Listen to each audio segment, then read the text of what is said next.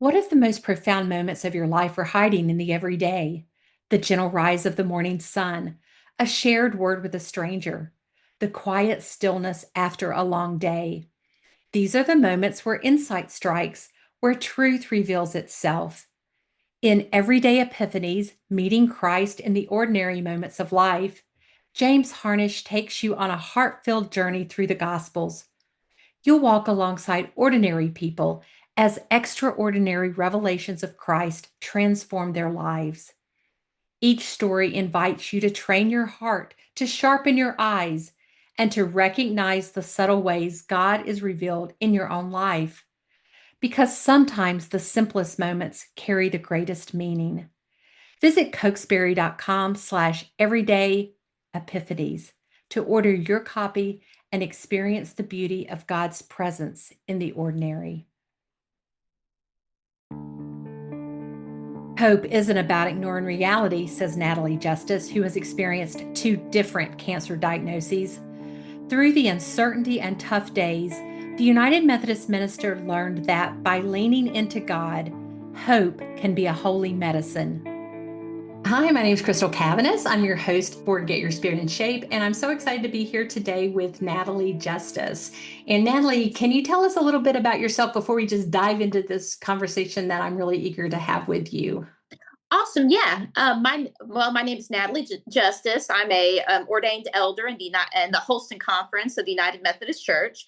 I've served as a pastor for well over a decade and am currently serving two, I like to say, small but mighty congregations in Southwest Virginia. My ministry has deeply been shaped by the love for pastoral care, writing, and walking with people through their highs and lows in life. I'm a two-time cancer survivor, which means, if someone says, what do you mean two-time cancer survivor? Well, that means I've had two primary cancers that were not related to each other at all. And so I had breast cancer and endometrial cancer. And that really shaped my own personal journey, but just the way I live out my faith and calling. Thank you for sharing that. And your story, your journey is why you're a guest here today. You've written a book. The book is titled Sunflowers in the Valley: Finding Hope and Healing Through Faith. And I want to definitely talk about the book, but I want to talk about your cancer journey first, because the cancer journey is what really shaped the book. And our audience, they're hearing your voice, but they're not seeing you. But I think it's fair to say that you're a young woman, and you've had now these two primary cancers, which is probably, I would think it's maybe rare. Can you talk a little bit about just kind of the journey and how, as a young woman, how this has, really impacted you? And you were already a pastor, how that's impacted your ministry? Oh, absolutely. Well, so I was first diagnosed at 31 with breast cancer, and it was caught early. Although, as you said, being young, and this is well, both cancers actually are more. It's normal for them to happen in the 50s and older. And so for the breast cancer, I remember going to a doctor's appointment and talking to a nurse, and I said, I found a lump. And she looked at me, she just laughed. She goes, "Oh, it's nothing to worry about. You're young. Don't worry about it." Well, I went to another OBGYN and I told him, I said, "I'm concerned." He did an ultrasound and then immediately sent me in for a diagnostic mammogram. And what was interesting about the breast cancer was that the lump that I actually found was benign, but the breast cancer was developing deeper in the tissue. And so if I had not gone in for that, they would have not caught the breast cancer so early. And so I was thankful for that. And it was, as I said, it was early, it was stage one. And so I didn't have to do as much treatment as I did during the second journey. I did surgery and hormone therapy. And there was a test I took called the Oncotype test, which taking that actually ruled out chemotherapy because they were going to have me do chemotherapy, but because of the test, it genetically determined that my cancer would have not responded very well to the chemo. And so I ended up not having to do chemo, and I was thankful for that. But what was interesting also is exactly 10 years later, almost to the day, 3 days after, I was diagnosed with endometrial cancer. So both of my cancers were diagnosed in August, and literally a 10-year gap. The endometrial cancer was kind of the same battle with trying to get doctors to listen. I was having some symptoms, and because I was younger than what the average person would get in regards to a uterine cancer, they told me not to worry about it. It's just hormones, it's just your body changing. Don't worry. And then after really pushing over like a 8-month period, then they finally diagnosed me with endometrial cancer. And that was that just getting diagnosed was challenging in itself. With that cancer, I did chemotherapy and radiation. The chemotherapy that I did with the endometrial cancer did 6 rounds, and it was one of the most stronger chemotherapy drugs. Lost all my hair, lost my eyebrows, I lost everything, a lot of energy. But I was so thankful how my body did tolerate it, and it tolerated as well as it did, because for chemotherapy, it's so different for so many people, and everybody has a different experience. And I was still able to continue to work, to continue to pastor. I had to make some accommodations, but both my churches worked with me on it. It was great. And then after getting through chemotherapy, I went through 3 rounds of brachytherapy, which is a more intense radiation, and had physical health therapy to help me through all of that. I mean, really, to be told I had cancer again the exact same month 10 years later was very surreal, especially, having two primary cancers not related to each other before the age of 50. I mean, it really kind of felt like a cruel twist of fate, but it was amazing. In the midst of the fear, God met me again, and not with easy answers, but with presence, with grace, and with the people who held me up when I couldn't hold myself up. I cannot imagine that surreal feeling. You're gotta be like, "You've got to be kidding me," Oh, yeah. It's like, how did that impact? I mean, so many families are impacted by cancer, that a close family member, I mean, it's just really prevalent. How did that impact you as a pastor when you were now, either being treated for cancer, or you're, for that decade, kind of part of that, the majority of that decade, a cancer survivor, and then having a repeat cancer diagnosis? Did that impact your pastoring? Oh, I think so. I mean, I think I'm a better pastor because of it. It really was really very early in my ministry career, because I've been pastor over a decade, and my first full time appointment was when I got diagnosed with cancer, the first time, and it was very surreal. And it was challenging in regards to certain things, and it was also, you learned a lot, because sometimes people, especially if they've never had cancer, or if they have had cancer in their family history or journey, there's a nervousness about hearing, oh no, you've got cancer. And some people try to avoid it, and then other people want you to put on this extreme brave face, and, oh well, you're a pastor and you've got cancer, so man, you must be close with God. And one of my favorite phrases was, God gave you cancer because God knew you could handle it. And so a lot of the stuff I experienced, especially my second journey, was a little different. My first journey, it really helped shape me as a pastor. It helped me really strengthen my pastoral care. I became more understanding in regards to the holy silence and the holy listening, and being able to be with somebody during a journey and be able to just sit and listen. I think as clergy, and I'm not speaking for everybody, but I know some colleagues have said, you always want to find the right thing to say, but sometimes there is no right thing to say. Sometimes just listening to how somebody's feeling in the moment is holy and is a sacred moment. And so I think both of my journeys have shaped me in that aspect and helped me understand and appreciate the holy silence. I want to go back to the phrase, that's what someone said to you. But I do want to, I want to talk to you about the holy silence, because I really love that, the phrase and really the concept of that. But, you know, I, when someone says something to you like, well, God, clearly you can handle this. God gave it to you because you can handle it. I mean, I feel like that's just so, one, theologically wrong. I mean, Very much so. do you feel like you just want to I'd have trouble being patient with something like that, Natalie. Yes, I got frustrated, but I learned through the experience that sometimes well meaning people just don't know what to say. And they want to have this different vision, because hearing the word cancer, a lot of people say, well, it must be an automatic death sentence, but it's not anymore. And they've made so much, success with medical research. So when people say that, I think it's part of it is they just don't know what to say.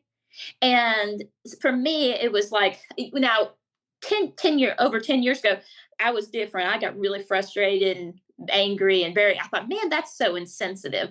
Now at 42, I look back and I'm thinking, well, I think they mean well. They just don't know what to say. Yeah.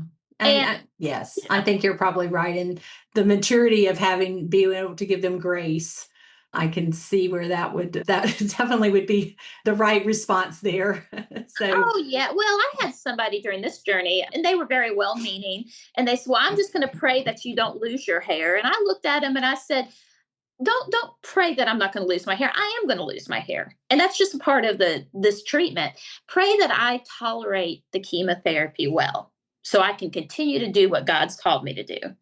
I'll have to say, my church members here have been amazing at Mount Carmel and Davis Memorial. They've a lot of them have gone through cancer, which makes it an interesting dynamic. So they just let me have my space. They supported me. They didn't try to sugarcoat anything. They just loved me at that moment and allowed me to love them as a pastor, and that helped tremendously because like the previous appointment I had just started at this appointment when I got diagnosed. And they had a whole different response, and I really appreciate it. But for those who do say that, I just don't think they realize how it comes off. And I think they're just trying to, a lot of people want to make sense of why somebody has cancer, yes, especially yes. before the age of 50. Right. Yes. Do you mind sharing where you are in your cancer journey now? Sure. 2024, I went through chemotherapy and radiation, and I am cancer free and continuing to do. I told the doctors, I said, you guys just don't ever want to let me go. I continue to go visit them and get scans. In fact, I have a PET CT next week, and I'm not expecting anything, but it's one of those. It's an ongoing journey, but I am definitely cancer free, which is Oh, amazing. that is wonderful. Well, you talked about this holy listening and holy silence that a lot of us probably struggle with, honestly, because it feels uncomfortable when we're just sitting there. Tell me, like, how can we become better at that? I'm still working on it, but I find that in the moments when especially holy listening, just listening to what people are saying, what battles they're feeling and stuff, just listening in the moment. Sometimes in those silent moments, that's when God fills the void. And because you don't always have to have a clever thing to say, sometimes your presence is just enough, and God can use your presence in that.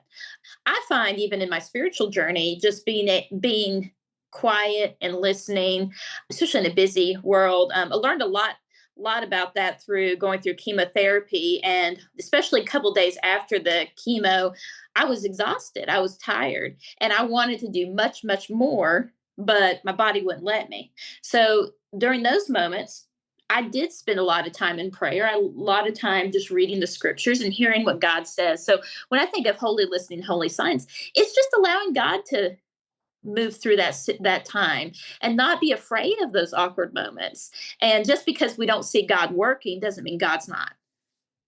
Yeah. One of the things, I grew up in the church, and a lot of times as Christians, we're really told to lean on God and fear not. You can say, how many times in the Bible is the phrase fear not? Don't be afraid. But I've heard you say that you don't have to be brave. So I want to talk about that and what that might look like for someone facing cancer, someone facing any kind of challenge. Well, I think often, and when I say you don't have to be brave, I think it's releasing the pressure that can also sometimes be self put on. We feel like we have to make everyone think we're doing really well, feeling great, doing wonderful. And that can isolate us tremendously. It doesn't allow us to be vulnerable in the moments when we need to be. And I think people mean well when they say you've got this, but the truth is, there's just some days you don't. Some days you're scared, you're exhausted, and you're angry. And that's okay, because faith doesn't mean faking it. We've heard the whole phrase, fake it till you make it. But that's not what faith is. And I believe that God meets us in the rawness of those moments. You can have faith and still fall apart, but still be held by grace. Bravery doesn't mean to put on an act. Bravery means just to keep going. And I think on the days when you are crying or you're upset or you're frustrated or you're looking at God and looking up in the sky going, God, why? Why? I think those are brave too. I think bravery is in the form of being willing to face what emotions are being dealt with. And I don't think that really, the fear not, I think it doesn't take away from that, knowing that God's going to be there and comfort you no matter what. But it's also a continuous reminder to say, God, I'm struggling, I'm hurting, I'm in a lot of pain right now, Lord, help me. Mm. And in that moment, when we fall down and we feel our weakest, man, that's when God can hold us up and keep us strong and remind us and whisper to us, say, fear not, I'm here with you. Mhm. I think often of the Footprints poem, and that's so famous. But I think about the moments when we are falling apart and we're grieving and we're in pain and we're trying to put this whole "oh, I'm doing great," but in reality we're not. The moments when we finally say, "God, here's what's going on with me." That's when God's carrying us through the storm. So that's what I mean. I think bravery, you're especially for people going through cancer or even caregivers or whatever. Um, Bravery is the moment you step in the journey, Yeah. but being able to just say, "I need help." There's a lot more bravery in that than putting on, the a facade of saying, "Well, I'm doing great." It's all fine. Yeah, because we're not, and it's okay to say that. Vulnerability is, I mean, vulnerability is not a bad thing. Brene Brown wrote a whole series on this. That's right. Also, I think sometimes God wants us to just surrender. That's all God's waiting for is for us to say, I can't do this by myself. Exactly. So when we surrender, then that's kind of when we finally meet God in the eye of the storm. That's when God can hold us up and Yeah. say, "Let me lead you beyond this." Yeah. Let's take a break from our conversation with Natalie to talk about budgets and the church. Let's be honest. When you hear the word apportionments, you might think, is that just a church budget thing? We get it. It sounds like accounting. But here's the truth. It's actually a story of ministry, mission, and multiplication. Apportion giving is how your small offering becomes part of something much bigger. That means supporting churches in underserved communities. That means funding seminaries, hospitals, and disaster response teams. That means reaching people you may never meet, but who know God's love because of you. It's not about how much, it's about all of us showing up together. You're part of a church that is united in impact. That's a story worth sharing and a story worth being part of. It starts with you and your faithful generosity. We are the people of the United Methodist Church, and together we are united in impact. Visit resourceumc.org/united in impact to learn more. Now back to our conversation with Natalie. Something you said that I read that you said caused me to pause. You said, we know that stress affects our health, but so does hope. I want to hear more about that. And I was reflecting on this. I think that it just came from reflecting on how the mind and the spirit really do impact the body. There's been a lot of studies today talking about chronic stress can harm our health, but we don't talk enough about hope can heal. And hope doesn't mean denying reality. Like I was talking about earlier about putting on that fake front. Oh, I'm doing great, doing great.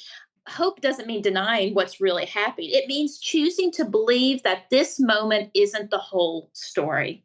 Mm. And that belief has a physiological effect. It can reduce anxiety, it can lower blood pressure, and it can help us preserve. I think hope is a holy medicine. I remember talking to, this was years ago, this was before my second diagnosis, talking to a woman. She was stage 4. She'd been living with it for 10 years, continued to do treatment. She was considered remission, but it had come back. And she talked to me because I was telling her, I said, I'm just discouraged. So we are just sitting there talking in the waiting room. And she said that you've got to live each day with hope. And God gives you more time here so you can, can experience that. I said, well, how do you do it? And she said, I take my diagnosis day and I take the day I was, went through surgery, and I use those not as moments of dread or moments of when my life changed and everything was falling apart. She said, I use those as moments to celebrate because, yeah, those were days that were hard, but man, in the midst of the hardness, God has revealed so much to me. And I thought, well, that's kind of cool. And so I took that as something I did. I would celebrate every year doing something special just to continue to remind myself that there is hope because God's still with us. God's still with us in the midst of the journey and holding us up. And I thought, man, if a person who's going through stage 4 cancer can have that attitude, why can't we all? Yeah, that's really powerful. And that kind of makes me, so I asked you earlier how cancer had impacted you as a pastor, but how has cancer impacted just you as a faithful follower of Jesus? Well, I think not, we go in as we're growing, we deal with self esteem and confidence issues. And I feel like the cancer kind of challenged me to just, really to be in tune with God and to listen to what God has called me to do and not question or second guess it. Because if I feel led to do it by God, then there's a reason for it. I did the Hope Springs Eternal podcast during the time when disaffiliation was going and everything. And that started as I was frustrated and heartbroken about everything that was going on. And I felt God say, hey, why don't you do this? And I woke up thinking, oh man, that's crazy. So I contacted, originally it started with 5 people. I started with Adam Hamilton, Mike Slaughter, Rachel Billups, Kate Catan, and Matt Rawl. And I said, and I'm thinking, these people sort of know me, but they don't really know me from Adam. And I said, hey, I got this idea. Would you all be willing to?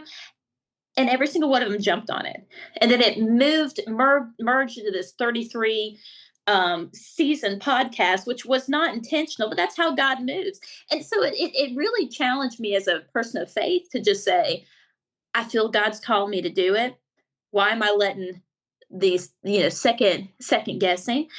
I'm just going to take a leap of faith. And I struggle with that still in life because we all do. But I find the moments that I finally say, all right, God, you've opened a door. Let me see what happens.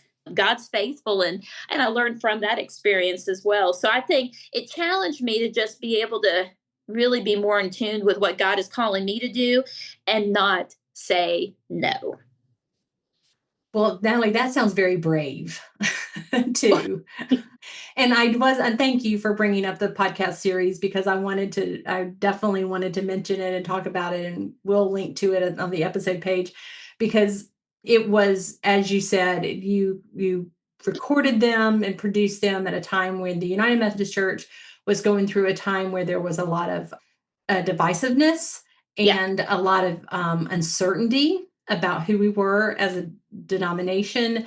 And to have these, well, the kind of the subtitle is Positive Conversations about the UMC, to have these regular conversations from church leaders. You have an A list, your guest is the A list. And, they're all saying, we believe in the future of this denomination. We believe in the work of this denomination. Our ministry is going to be as strong as ever. That was a really important message that so many of us needed to hear at that time. So thank you for one, being brave enough to follow what God laid on your heart and then doing the work to make that happen. Well, and I appreciate that. Thank you. It was something that actually filled a void for me and answered a lot of questions and really made me very just more excited about the future because I got to hear these stories from people and talk to these people who, I never really would have had an opportunity to except for this and learned a lot from the experience and also hearing their own personal testimonies and how God has shaped their ministries was amazing. I mean, hearing my bishop talk it was so much fun to have those kind of conversations and encouraging because you don't think about some of the journeys that they went through to get there. But you look at it, you're thinking, man, how diverse our the United Methodist Church is, because all of them had different journeys, different backgrounds, how they got there. But in the end, all of them love the church and are excited about what's coming. And really, all of them had about the same message, and that was really neat. Yeah, it was really is, and it's still so, I mean, it's a very positive and uplifting series. Well, I want to talk about your book. Again, the title is Sunflowers in the Valley, Finding Hope and Healing Through Faith. Tell me about why you felt the need to write it. Well, first, when I was starting chemotherapy in 2024, in January of 2023, I was sitting there debating and thinking, I really want to find a good devotional. And there was a lot of really good ones out there, but I didn't find one that was really speaking to me. And so I thought, well, I want to do that. So I started journaling and taking notes during my treatment and even going backwards, thinking about surgeries and stuff. And after my port was removed, I'd written about this in the devotion, and I felt this weight lifted off of me. And I told my boyfriend later that, I really felt God had called me to write a devotional. And so that's how the book ended up getting developed. And I felt after that port removal surgery, it was like the weight's been lifted. I'm on a new stage of the journey. All right, God, I'm hearing you. Let's do this. And the other it was really trying to search for something that could speak to me at that moment, but I also wanted to speak to people at different moments in the journey. And so it's broken down into different sections: diagnosis, surgery, treatment, recovery, and survivorship, because each one speaks to a specific time, but it covers the whole journey. And the journey doesn't stop once you hear cancer free. It's an ongoing journey. And so I just felt like I really wanted to write something that I felt could speak to everyone as well. I hope, like I said, I think it's a gentle companion for for the long road of recovery. And while it's written for survivors, I think my hope is it's also a great resource for caregivers and even pastors. It offers some insights into what someone might be feeling long after treatment are over, when fear, questions, and need for hope are still very real. And so I feel truly God called me to write something that could walk with people through every stage of the journey. Thank you so much for the book, for sharing your journey in that book. Thank you so much for being faithful to that call and creating that devotional, and really a resource for, as you said, not just the cancer patient, but the caregiver, the family, friends, because it really is a whole team usually of folks around you, Yeah, or exactly. Yeah. And my hope is, like I said, that the devotions will speak to the hearts of those supporting someone through cancer, and just give them some spiritual insights and words that can help even guide them through the care. Caregivers are wonderful and just have such a hard journey ahead of themselves. So I do hope that it can speak to them as well as pastors. And I had a pastor colleague tell me that he had bought the book and he thought, you know, I never thought about some of the things that could impact somebody going through cancer, some of the spiritual issues. And it really meant a lot to them. So I thought, well, I never thought about that, but I'm glad that, that was something that could really be helpful to them for pastoral care. sure, yeah. Well, now as we finish up today, is there anything that you wanted to be sure we talked about that we haven't yet discussed? No, I mean, I want to say that if you're walking through cancer or supporting someone who is, know that you're not alone. That healing isn't linear. Some days will feel full of light, and others will feel just heavy with questions. But no matter where you are on the journey, God is still at work. Even in the valley, sunflowers can bloom. Sunflowers are so resilient, and that's part. And I love sunflowers, but I think it just is a reminder that, even our darkest valleys, that God's still doing something amazing and never letting us go. Yeah. Well, I'm going to ask you the question we ask all of our guests on Get Your Spirit in Shape, and that's, how do you keep your own spirit in shape? Well, some things I did. Nature, I love. We have a beautiful walking track over at one of my churches, and I go walk on it, and just really just listen to nature, as well as just hear how God through. Because if you're just sitting through nature, sometimes you really experience God. Prayer. laughter. I love my boyfriend, Matt. He walked this journey through me with me. It just crazy. We had started dating. We were 8 months into the relationship when I got diagnosed, and I had a feeling it was cancer. And I looked at him and I said, "What will happen if it's cancer?" He's like, "Well, I guess we'll get through it, won't we?" And he's kept me laughing through the journey, and he's just been a really gift from God to me. And that's one thing that's really continues to I experience God through laughter with that relationship. Writing. I love writing, and I just really love reading the scriptures. It just really helps me keep me grounded and honest. I've also learned to rest without guilt. Oh my gosh, in this busy world, we always feel like we have to keep going, but rest is so important. And like I said earlier, in the moments of those holy silences, that's when God can do some amazing things. That's all a part of my spiritual health, and through all of it, I've experienced God. I love that. I especially love that you can rest without guilt. You're right. Our culture just doesn't encourage that. So thank you for that reminder. And that is a place where we can often we are silent and still, and we can hear God. So Natalie, thank you for being a guest on Get Your Spirit in Shape. Thank you for sharing your honesty and bravery, and just a way to encourage and offer hope to so many. That is a true gift that you've given to us. So we just definitely appreciate it, and so happy that you were here as a guest on the podcast. Thank you so much. I enjoyed it. That was the Reverend Natalie Justice discussing her cancer journey and her book, Sunflowers in the Valley, Finding Hope and Healing Through Faith. To learn more, go to umc.org/podcast and look for this episode, where you'll find helpful links and a transcript of our conversation. If you have questions or comments, feel free to email me at a special email address just for Get Your Spirit in Shape listeners, gysis@umcom.org. If you enjoyed today's episode, we invite you to leave a review on the platform where you get your podcast. Thank you for being a Get Your Spirit in Shape listener. I'm Crystal Cavanis, and I look forward to the next time that we're together. Today's Get Your Spirit in Shape episode was brought to you by Cokesbury. What if the most profound moments of your life are hiding in the everyday? The gentle rise of the morning sun, a shared word with a stranger, the quiet stillness after a long day. These are the moments where insight strikes, where truth reveals itself. In Everyday Epiphanies, Meeting Christ in the Ordinary Moments of Life, author James Harnish takes you on a heart-filled journey through the Gospels. You'll walk alongside ordinary people as extraordinary revelations of Christ transform their lives.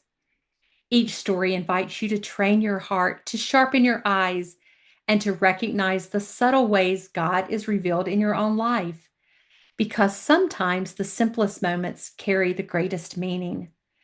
Visit cokesbury.com/everyday-epiphanies to order your copy and experience the beauty of God's presence in the ordinary.